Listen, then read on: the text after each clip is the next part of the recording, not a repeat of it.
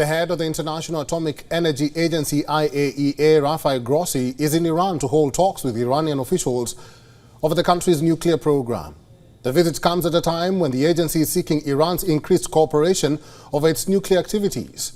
What impact does this visit have, and what's the status of the nuclear talks? To answer that and more, Alon Bastian is a professor and also Israel Institute Fellow at the Department of Political Science at the University of California, Irvine. Alan is joining us from California. Alan, welcome to the program. Thank you for having me.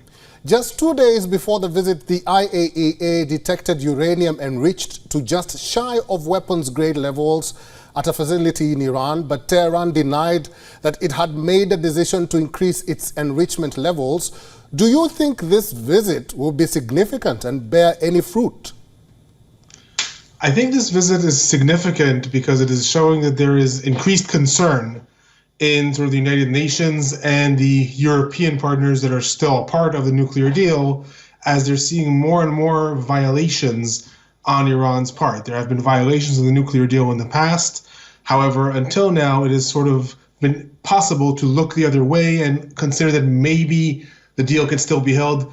If, in fact, Iran has enriched uranium to this level, it is such a gross violation of the deal on the one hand, and on the other hand is so close to nuclear weapons grade on the other, that the European partners are going to have a really hard time ignoring it or looking the other way and keeping their side of the deal. So in that sense, I think it is going to be quite significant. Alon, much hangs in the balance as the world awaits the results of this visit. The US and EU seemingly at odds over whether Iran should be censured at the IAEA Board of Governors meeting next week over traces of 84% enriched uranium detected at Iran's underground Fordo facility in January. What are the concerns by the US and EU on this? So on the one hand, there's the general concern that Iran is going to eventually push through and develop uranium to the point, enrich uranium to the point that it can develop nuclear weapons and destabilize the region or sort of have impunity in its activities throughout the Middle East. On the other hand, there is increased concern that if the EU joins the United States and backs out of the deal in general, this will push Iran further into the hands of Russia. Iran and Russia have really been solidifying their alliance since the war in Ukraine. Iran has increasingly been supplying Russia with its own drones, and in turn, just last week, it was announced that Iran is planning to purchase from Russia billions of dollars worth of weaponry, including very sophisticated air defenses that would allow it to defend its nuclear facilities. So it's sort of this push and pull for the United States and the EU. On the one hand, the desire to curtail Iran's activities. On the other hand, being very careful not to completely slam the door in Iran's face, which would drive it completely into Russia's hands, which everyone in the West is really scared of. Alon, I'm going to read to you a statement by an official in Brussels. He said that Iran tends to react to a censure by escalating its actions, either escalating its nuclear work or further restricting the ability of the IAEA inspectors to keep an eye on what Iran's doing. And I think there's a concern that that could very quickly lead to a crisis, which of course will be a crisis on top of the Russia one. What do you make of that statement? So indeed, large parts of the nuclear deal of 2015 were to limit Iran's ability and access to uranium and to limit the extent to which it can enrich uranium in exchange for lifting sanctions. But a critical part of it was that Iran would open its nuclear facilities to allow international inspectors to conduct random inspections, to be unescorted by the government while they went in order to conduct these inspections. And Iran held up its side very, very limitedly. So it did enable international inspectors to come to different sites, but usually it required that they coordinate in advance. It did hide a lot of material in these various different sites.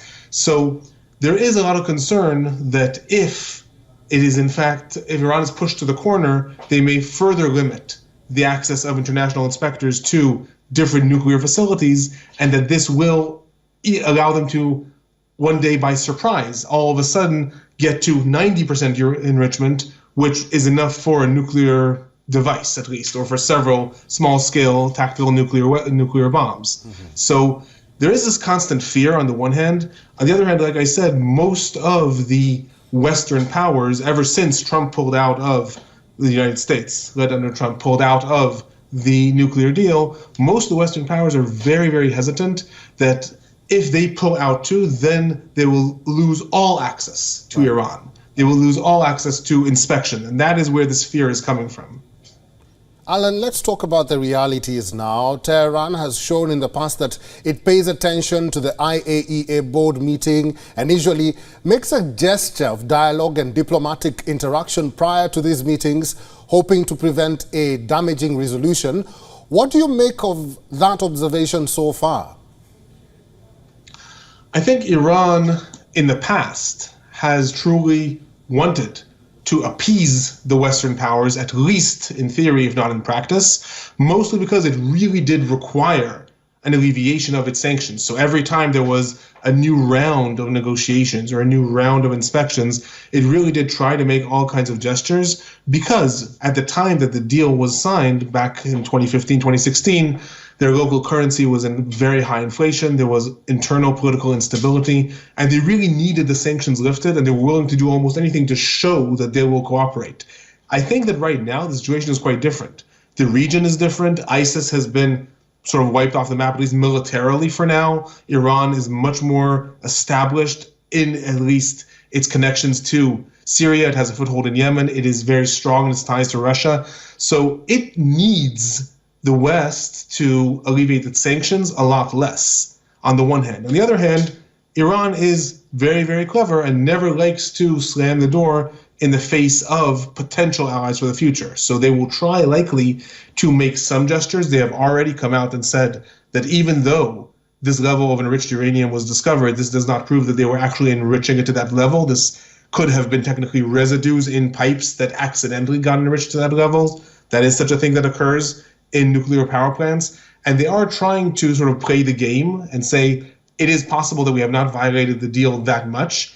However, I would say that they are in a much stronger bargaining position than they have been in the past with sort of the EU, the United States, and the United Nations in general, due to the regional changes and their connections to Russia. So it's a bit of a different ballgame right now, would be my analysis. Alan, IAEA still insists that it will continue the probe. And with that being said, why is it taking longer for the concerned countries like the United States to impose harsh sanctions on the regime? What are they scared of? So I'd say they're first and foremost scared of Iran continuously destabilizing the region even further. Iran has a great foothold in Iraq. It has a lot of influence in Syria. It has a lot of influence in Yemen. And the United States would really like to avoid this area going up in flames again while they are embroiled in the war in Ukraine. So that's one concern of sort of, let's not antagonize Iran too much so that the region does not burn up all of a sudden and we have to turn our attention to there. A second concern, as I said, is the fact that they are trying to allow Iran, to leave a door open to say to Iran, you can come back to us. You can come back to the deal. You can still be a part of us, and it might even be in your interest to be a part of this sort of deal with the Western side, quote unquote, of the world, with the United States and the EU, as opposed to dealing with Russia or dealing with China, two things that really scare the United States and the EU.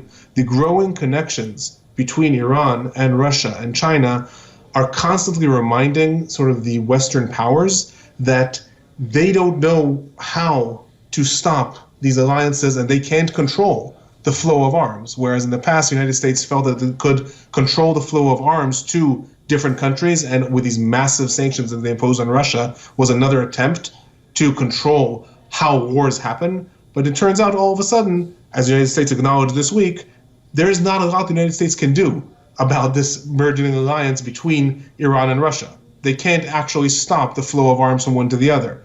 So there's a constant attempt to try to say to Iran, our door is open. We are not saying you violated the agreement and therefore we're reimposing the sanctions. Our door is open. Please do come back to us. Please do come and see that you can still be a part of us, as opposed to being a part of Russia, we can offer you more. So that is the reason that there's this constant delay tactics in the West and in the EU to constantly try to say, maybe we don't need to call out Iran and say they violated the agreement. Maybe we should make sure that Iran still allows inspectors and we can look the other way on A, B, and C. I'm not sure how they're going to manage to do that this time, to be perfectly honest, but I think that that's their desire. Their desire is to try to leave all doors open in hopes that Iran will see that it's in their interest to turn to the EU and possibly the United States as opposed to continuing to develop this alliance with Russia. All right, we'll have to end that discussion there. I've been talking to Alan Burstein. He's a professor, Israel Institute Fellow, Department of Political Science at the University of California, Irvine. Thank you very much, Alan, for talking to us today. Thank you. Have a great day. WION is now available in your country. Download the app now and get all the news on the move.